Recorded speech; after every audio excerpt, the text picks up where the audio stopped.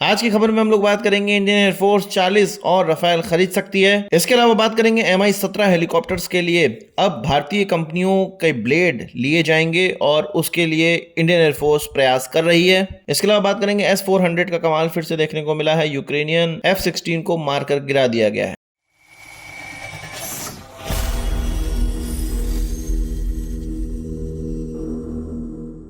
एक नई वीडियो के साथ आपका स्वागत है डिफेंस टुडे में। अब विस्तार में समझते हैं। सबसे पहले हम लोग बात करते हैं राफेल की। राफेल जो कि भारतीय एयरफोर्स में 36 की संख्या में इस्तेमाल किया जा रहा है और राफेल एम जो कि इंडियन नेवी के लिए खरीदा जाएगा और इसका जो कॉन्ट्रैक्ट साइनिंग है वो 28 अप्रैल या 29 अप्रैल को हो सकता है जब फ्रांस के डिफेंस मिनिस्टर भारत की यात्रा करेंगे। तो इसी में कुछ और चीजें निकलकर सामने आ रही है। भारत शक्ति के द्वारा ये खबर बताई गई है कि 40 और राफेल इंडियन एयरफोर्स की तरफ से प्रपोज किए जा सकते हैं।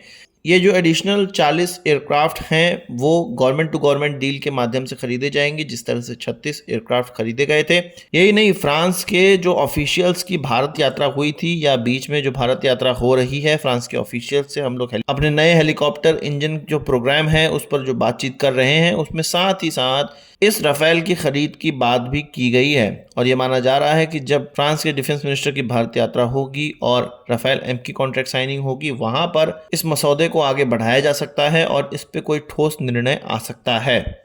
हम जानते हैं कि भारत की जो एयरफोर्स का स्क्वाड्रन धीरे धीरे घटता जा रहा है, जिसको कि तेजस MQ-1A की मदद से रिकवर किया जाएगा।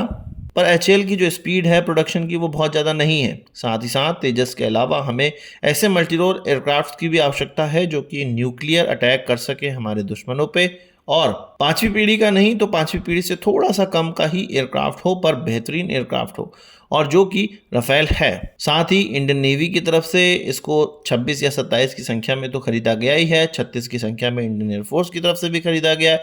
तो एक पूरा इकोसिस्टम भारत के अंदर इसके लिए डेवलप हो चुका है, चाहे इसकी MRO फैसिलिटी हो, मेंटेनेंस, रिपेयर और ओवरहॉलिंग फैसिलिटी हो।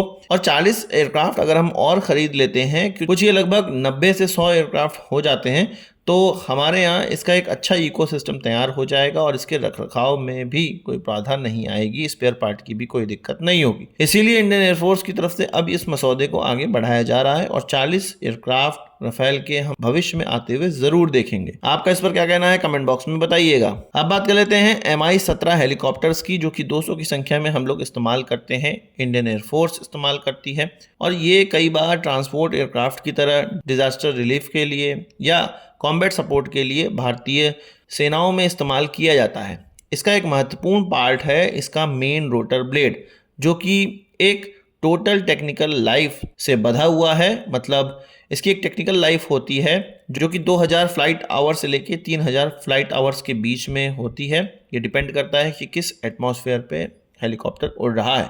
ये जो मेन रोटर ब्लेड हैं ये रशिया से ही आते हैं और इसके ओरिजिनल इक्विपमेंट मैन्युफैक्चरर के द्वारा ही बनाए जाते हैं और अभी तक हम लोग इसको वहीं से खरीद रहे हैं।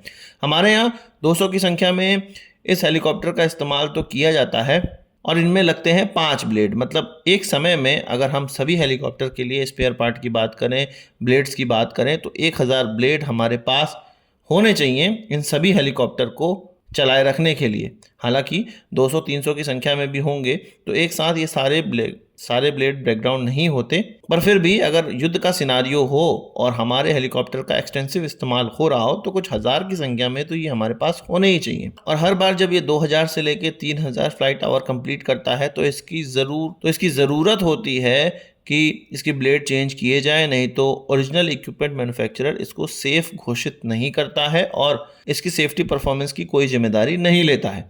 इसीलिए अब इंडियन एयरफोर्स ने ये कहा है कि भारतीय कंपनियां इसके लिए कमर कस लें और इसके ब्लेड को बनाएं और इसके ब्लेड को भारत के अंदर ही बना के इसका एयरवर्दीनेस टेस्ट करके इसको एयरवर्दी करार दिया जाए और भारत के अंदर ही इसका निर्माण स्टार्ट किया जाए, ताकि हम रशिया की तरफ अब न देखें। अभी हम जानते हैं कि रशिया यूक्रेन युद्ध चल रहा है और उस कंडीशन में भी स्पेयर पार्ट की बहुत ज़्यादा दिक्कत आ रही है। अगर ये भारत के अंदर बनने लगेंगे, हम रशिया की तरफ मुंह नहीं ताकेंगे। युद्ध के सिनारियों में भी हमारे यहाँ इसकी तेजी से निर्माण हो सकेगा। इसके अलावा बहुत से अलग अलग नए मटेरियल्स आ गए हैं जिनका कि इस्तेमाल करके, जैसे कि कार्बन फाइबर, ग्लास फाइबर, इनका इस्तेमाल करके, या हाइब्रिड एलॉयज आ गए हैं, इनका इस्तेमाल करके हल्के और ज़्यादा कारगर ब्लेड बनाए जा सकते हैं नई टेक्नोलॉजी से। तो अपनी बहुमूल्य धनराशि क्यों दी जाए जब हम इसका निर्माण खुद ही देश के अंदर कर सकते हैं। आपका इस पर क्या कहना है कमेंट बॉक्स में जरूर बताइएगा। बात कर लेते हैं S-400 की। S-400 की तरफ से एक यूक्रेनियन F-16 को मार गिराया गया है। इससे पहले 2022 में हम लोगों ने एक खबर सुनी थी कि Su-27 को 150 किलोमीटर दूर ही मारकर गिरा दिया गया था S-400 के द्वारा। और अब ये खबर आ रही है कि 12 अप्रैल 2025 को एक यूक्रेनियन F-16 को भी बहुत ही ज्यादा दूरी से कीव के आकाश में ही मारकर गिराया गया। हम जानते हैं कि S-400 की मारक क्षमता कुछ 350 से लेकर 400 किलोमीटर तक की है और इसकी डिटेक्शन क्षमता कुछ 600 किलोमीटर की है। और हम ये भी जानते हैं कि पाकिस्तान की तरफ से बहुत ही ज्यादा संख्या में F-16 इस्तेमाल किया जाता है और मूलतः पाकिस्तान F-16 पर ही डिपेंडेंट है। तो इस प्रकार से जब F-16 को S-400 से मारकर गिराया जा रहा है तो पाकिस्तान के दिल में भी कहीं ना कहीं डर तो ज़रूर आ गया होगा कि F-16 को अगर वो लोग हमारे खिलाफ इस्तेमाल करेंगे तो आसानी से S-400 के द्वारा उनको मारकर गिरा दिया जाएगा।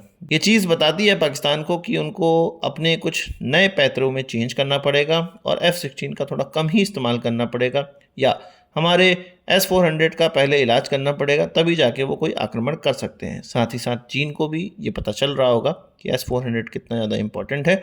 हालांकि उनके पास है पर हमारे पास उनसे ज़्यादा संख्या में है और हमारे पास उनसे ज़्यादा दूरी तक मारक क्षमता है। तो आपको इस खबर को सुन के कैसा लगा कमेंट बॉक्स में ज़रूर बताइएगा। एक और बात कर लेते हैं पाकिस्तान की तरफ से ही। पाकिस्तान की थिंक टैंक की तरफ से ये वार्निंग दी गई है उनको कि भारत और इंडिया के बीच में एक जो स्मॉल मॉड्यूलर रिएक्टर का टेक्नोलॉजी ट्रांसफ़र का जो करार हो रहा है या भारत के या यूएस के डिपार्टमेंट ऑफ एनर्जी ने होल्टेक इंटरनेशनल करके एक कंपनी है उसको अलाउ किया है छोटे मॉड्यूलर रिएक्टर की टेक्नोलॉजी भारत को देने की। तो ये डिसीजन पाकिस्तानी थिंक टैंक कह रहे हैं कि बहुत सही नहीं है। इससे भारत को इन रिएक्टर का इस्तेमाल अपने सबमरीन में करने की एक क्षमता प्राप्त हो जाएगी। ये जो रिएक्टर की वो बात कर रहे हैं वो 300 मेगावाट का रिएक्टर है और इन बेवकूफ़ों को ये नहीं पता कि 300 मेगावाट के रिएक्टर को अभी भारत अपने किसी भी सबमरीन में इस्तेमाल नहीं कर सकता। इतनी कैपेबिलिटी हमारे वहाँ आई नहीं है। अभी जो हम अरिहंत क्लास के सबमरीन में इस्तेमाल कर रहे हैं वो 83 मेगावाट का इस्तेमाल कर रहे हैं। इसके अलावा 190 मेगावाट का प्रेशराइज्ड वाटर रिएक्टर भी INS अरीघाट में किया गया है।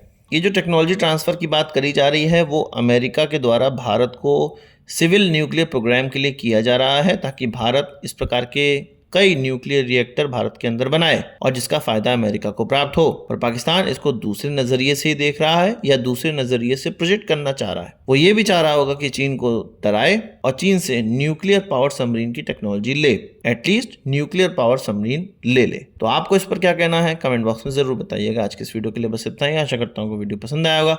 आप इसको एक बड़ा थम्स अप जरूर देंगे। इस वीडियो संबंधी सवाल सुझाव हो कमेंट बॉक्स में जरूर लाइएगा और यदि आपने हमारा चैनल सब्सक्राइब नहीं किया उसे भी कर लीजिए क्योंकि हम इस प्रकार की वीडियो लाते रहते हैं। नमस्कार, थैंक यू, जय हिंद।